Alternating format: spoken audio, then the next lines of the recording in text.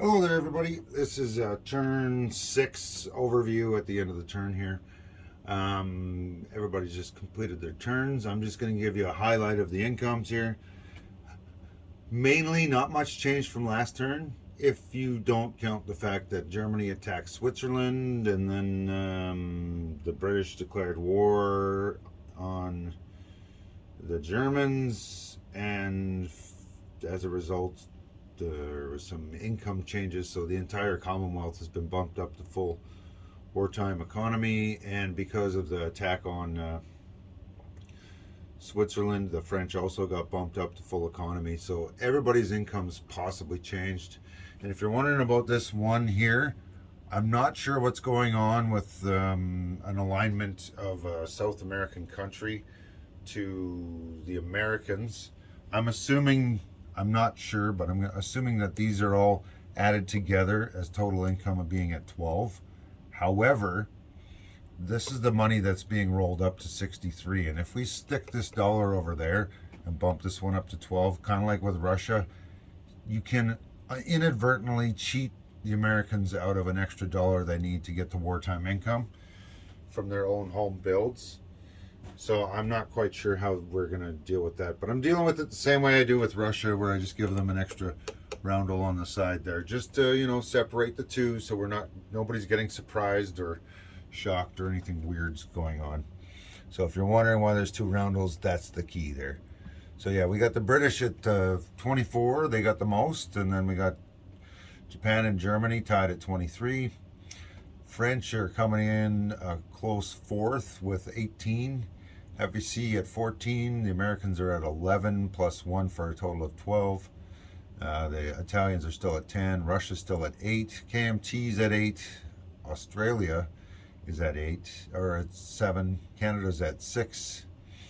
And then we've got the CCP in last at the moment, but they definitely got some bonuses and recruitment roll options at 2. All right, let's jump over here to the tech tracker. Now, I'm fairly certain I got this all right. Let me just adjust my angle here.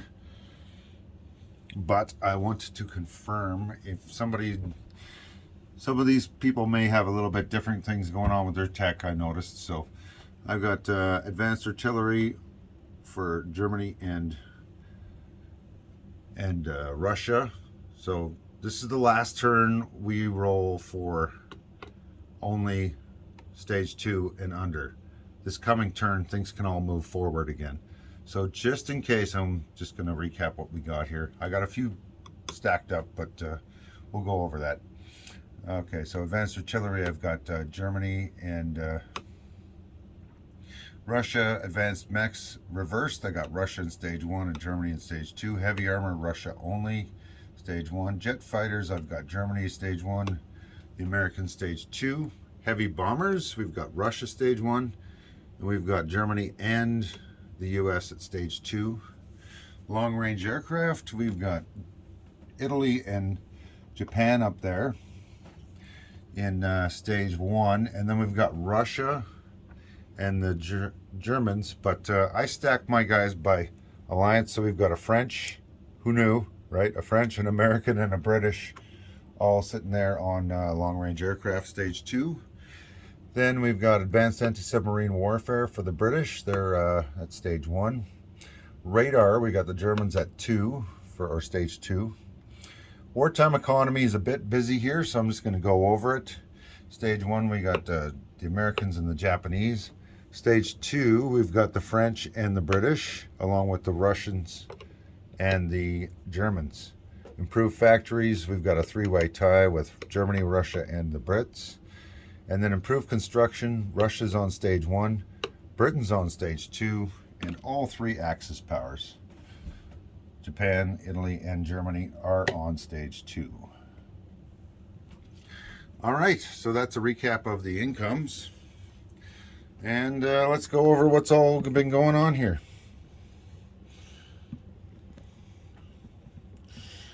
Sorry, I'm using a different stand this time, and it's a little bit hanky. It's got one of those, it's really nice because I can adjust at any angle I want, but it also inadvertently tries to go into the wrong angle. So what all happened down here in Brazil since we've been playing Brazil? I don't believe anything really happened this turn, except for Venezuela got, by way of random events, became pro-neutral, or sorry, went from neutral to pro-Cominturn. Down here, the Germans, I believe, enlisted a militia, and then the Americans have rearranged their units, so they got a couple units down here with a fighter, a couple units up here with artillery, and they moved their marine over here to the boats, and they've lend-leased a destroyer. So they now have 3 surface warships, so they can blockade the port there and surround the city and make it a negative instead of a positive. And that extra dollar I had kicking around, just need to confirm that there's not $2 from the other side, is from Mexico.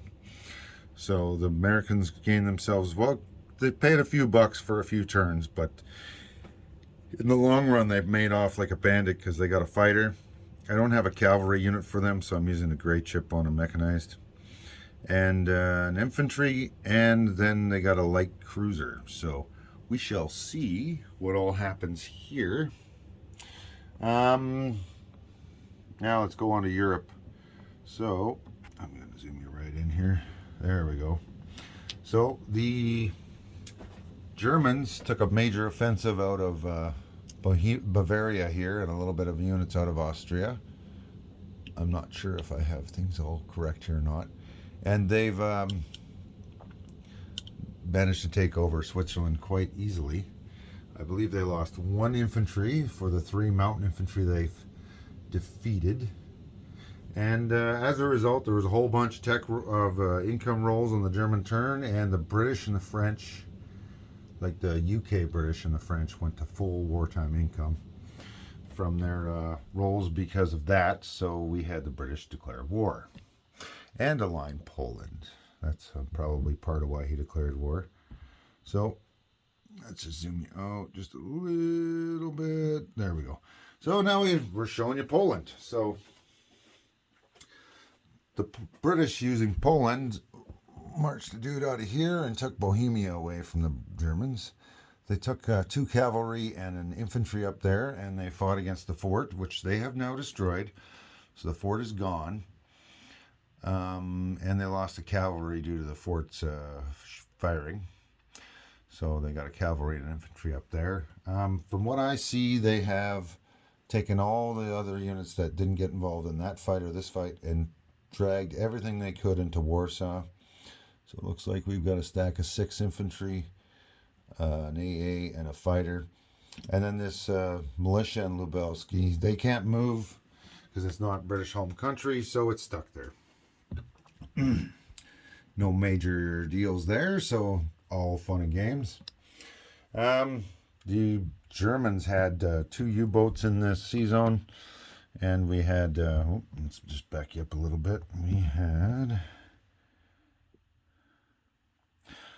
the 2 aircraft on these 2 light carriers fly in there, along with 2 destroyers, and they had a little bit of a battle. So that's all fun. And the Germans got wiped out and had no hits back, so such is life. And what else happened? Well, the British built a light carrier up here and a destroyer.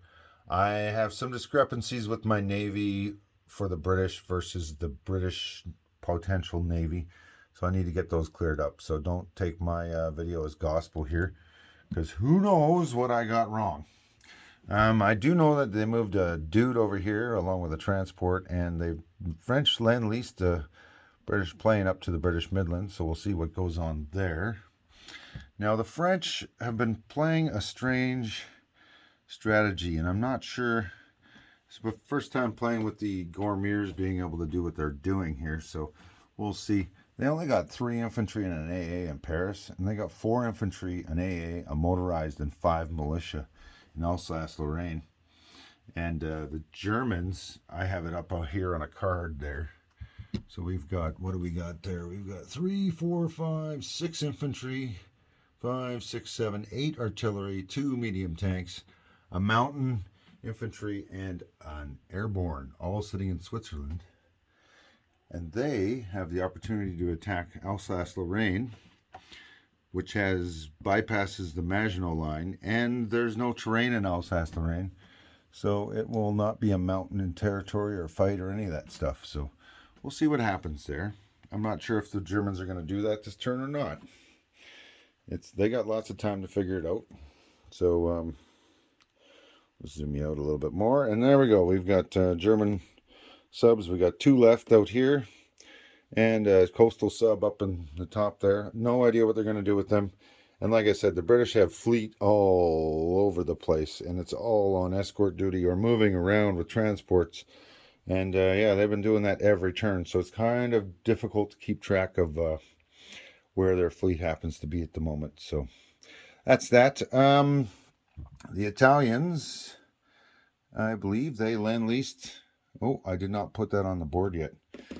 But they did lend-lease the Germans a fighter up here in Bavaria for $10. I have not done the Italian turn yet. Should have done that first. But the Italians had this transport that was sitting down here, and they inadvertently moved it up here thinking they had a major port. So instead they've moved the transport up here and dropped off the fighter and the infantry they picked up from Eritrea. And it's now sitting here in Tripolitania. It's kind of getting to be a busy place. They've got a colonial set cavalry, a colonial set airborne that came with a free transport. They got 3 infantry, 2 fighters, a tactical. And then right next door in Cyrenaica, probably said it wrong, they got a motorized infantry and an infantry. So we'll see what goes on. It's looking a little bit busy, but part of the fact that's going on here is this French Gourmet unit right here in northern Algeria. Now, I've been getting a few questions and comments about this, so I'm just going to run over what's going on with this. We have the designer of the Latin America War or South America expansion set, and then the Colonials expansion set. And we are playtesting a variation of the expansion that is not in the current written rule set. So there's a few discrepancies, so bear with us. If you have any questions about that, feel free to ask us in the comments. We can always, but understand we're playtesting an optional play. This is not guaranteed to work. So we have the Gourmets and a couple of other colonial units, which I'm using these little chips. I've had to write down their stats, so I know that this is an infantry. It's got an attack of 2, defense of 4, and movement of 1. Some of them have movements of 0. Some of them have other things going on. You never know what's really going on with some of this stuff. So if you're curious, let me know. But we got the Gourmets in here, and we also got 3 infantry, an artillery, and a fighter, a medium bomber. I'm using the black chip here to designate the French Foreign Legion that started here. And then we've got 2 other infantry. Like this infantry is attack 3, defend 4.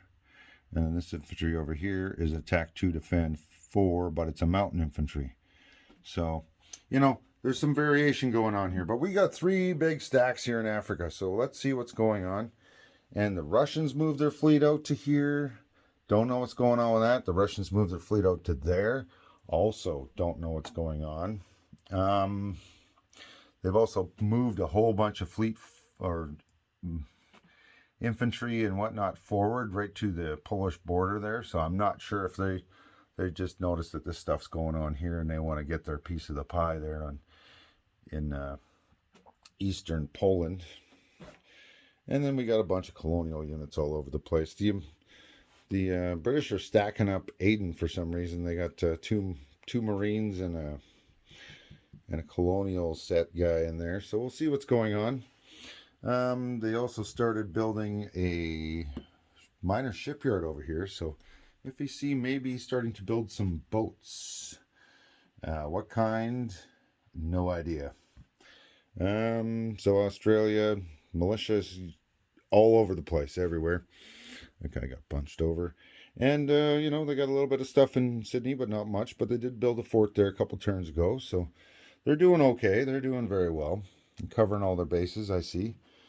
Right? They got militia literally everywhere except for Sydney and Tasmania. So maybe they got to buy a militia down there. Or maybe they're just going to assume that they can live without. It's got $0 value, so we'll see. It does have a minor port, though. All right, so Siam got aligned. These boats here are either chilling or they're blockading the ports for on both sides of this Hainan Island in Kwang Tung, so that nothing goes on. I have a correction I need to make. There's only 2 militia up here, and 1 militia got placed up in Kwang Tung.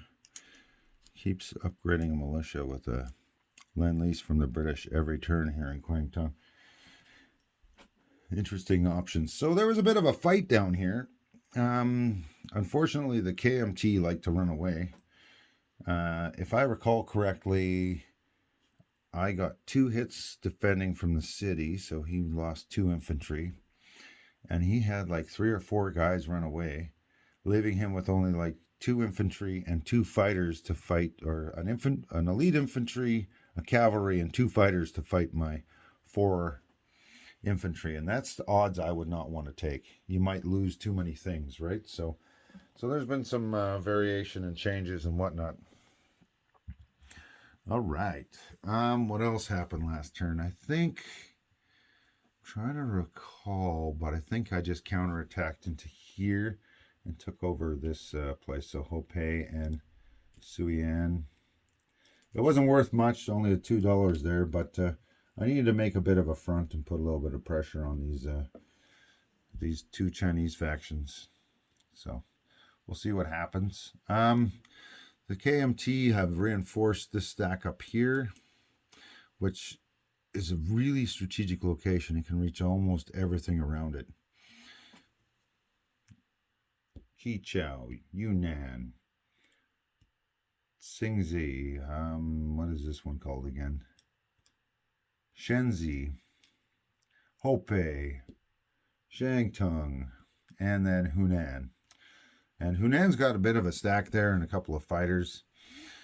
It's a really tempting target, but man, is it going to be expensive for me. I'm probably going to lose a couple of planes if he has any luck, which is it's a 50-50 roll on that. My luck's been bad, and he's got a lot of land units in there, so we'll have to check it out.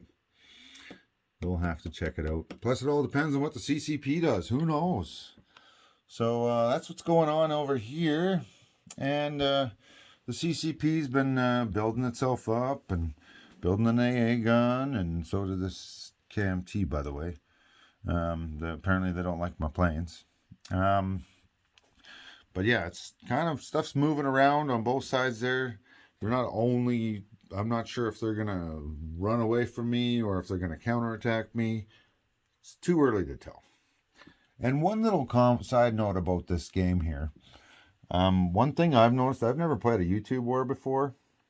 And these aren't, I'm going to show you something, but it's not all my options. I have another 5 or 6 on the other side of the table that are all naval and aircraft associated. But look at all these different buy options I have. I have so many things I'm planning out, like what should I buy, whatever. You never get the luxury of doing this when you're playing a real game. This is insane. This is like playing this game on easy mode. I got all this shit. I can plan out all my attacks. I can plan out all my multiple variations of builds using the same units. And these are just my land unit ones. I have other options on the other side there.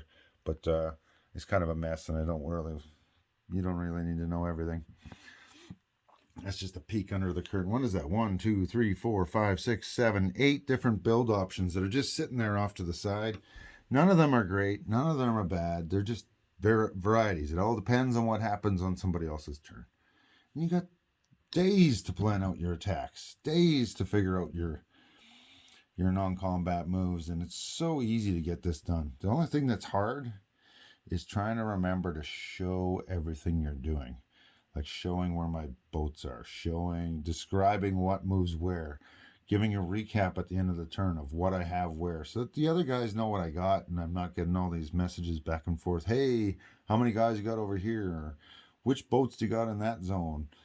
You know what I mean? That gets, I mean, it's part of the game, but it's part of the YouTube game, but it gets a little bit complicated if that's what you're doing a lot. So, on that note, I think we're more or less done. Russia's been, let's just go over Russia a little bit. They consolidated a bunch of stuff up there, and they've completed another factory, and they're building a fortification in Moscow. I assume there's been, well, they've been kind of playing hanky-panky with the allies a bit here. They've been doing some, like they lend-leased a fighter down here. They've lend-leased, I think it was an artillery over there. They've done a little bit of friendly stuff back and forth. So we'll see what's going on. Oh yes, Turkey. I forgot about that. Another one of our crazy expansions. So the only thing I'm really going to say about Turkey is nobody rolled anything in Turkey, which is fair. Right now there's a 3-way tie. Well, there's the Allies got nothing. Haven't even tried. The Russians got 1 success, but they've tried like 3 or 4 times.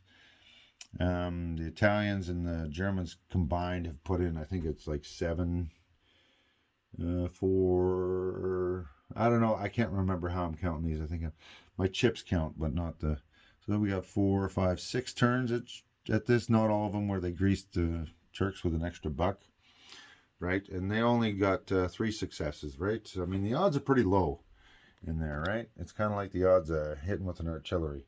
It's cheap, but it doesn't really, it's the odds of hitting are pretty crap. All right, so on that note, I'm going to leave you there. That is a general overview of turn 6 in Operation Crimson Tide.